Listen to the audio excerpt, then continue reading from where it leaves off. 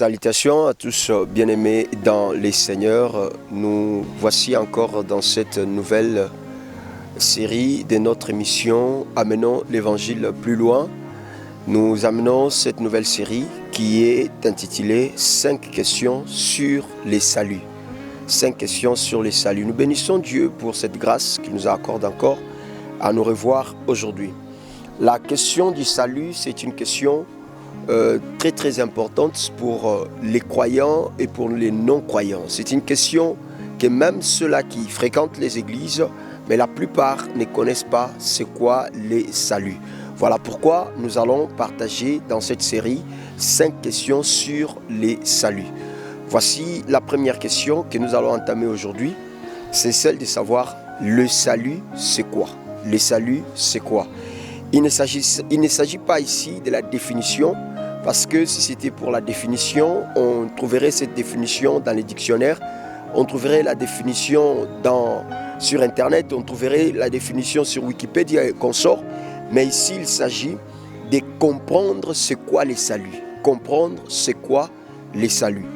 Le salut, la réponse est simple. Le salut, c'est la vie que Dieu a donnée à toute personne qui a cru en son Fils Jésus-Christ pour vivre avec lui toute la vie. Je reprends, le salut, c'est la vie que Dieu a donnée à toute personne qui a cru à son Fils Jésus-Christ pour vivre avec lui toute la vie.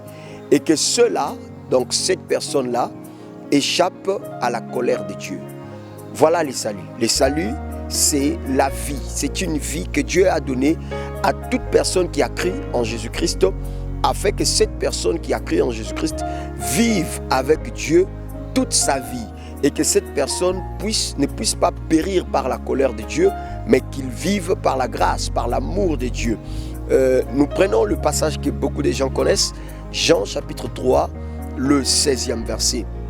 Je préfère la version Parole de vie qui est en train de dire « Oui, Dieu a tellement aimé le monde qu'il a donné son Fils unique. Ainsi, tous ceux qui croient en lui ne se perdront pas loin de lui. » Voyez-vous, tous ceux qui croient en son Fils ne vont pas se perdre loin de lui, mais ils vivront avec lui pour toujours.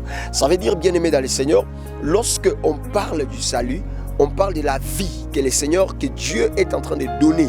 Il a donné au monde, afin que toute personne qui accepte de croire en Jésus-Christ comme Seigneur et Sauveur. Voilà pourquoi on dit croire au Seigneur Jésus-Christ comme Seigneur et Sauveur. Sauveur parce que c'est lui qui apporte les saluts. C'est lui qui est le canal par lequel les saluts arrivent dans le monde. C'est lui qui est le canal par lequel les saluts arrivent dans la vie de quiconque a cru en Jésus-Christ. Et celui-là ne va pas se perdre. On ne reçoit pas les saluts pour échapper au diable, mais on reçoit les saluts pour échapper à la colère de Dieu. Parce que c'est Dieu qui va détruire le monde. L'amour de Dieu a précédé, mais après cet amour viendra la destruction de toute l'humanité. Viendra la destruction de la terre, viendra la destruction du monde.